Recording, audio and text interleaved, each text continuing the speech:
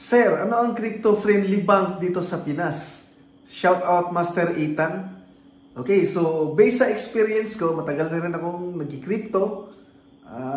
Bitcoin, XRP, Ethereum, yung mga altcoins. Bumibili ako dyan dati, mga NFT token.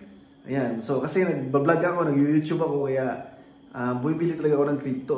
Ginagawa ko minsan sa tutorial. So based sa experience ko, yung banko na wala akong naging problema ay Union Bank. Talagang matagal ko nang ginagamit, wala akong naging problema. Kasi dati, 5 years ago, meron akong BDO account tapos ginamit ko siya sa Bitcoin, sa deposit at withdrawal ko. Close nila yung BDO account ko dahil bawal daw yung crypto dati.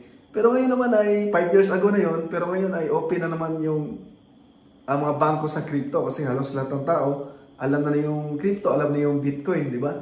Kaya open na yung mga bangko doon. So ito yung listahan, list sa Binance na pwede mong gamitin sa pag-deposit or pag-withdraw, P2P trading, pagbabayaan sila ng crypto. So ito yung mga listahan ng bangko na pwede mong gamitin. Okay?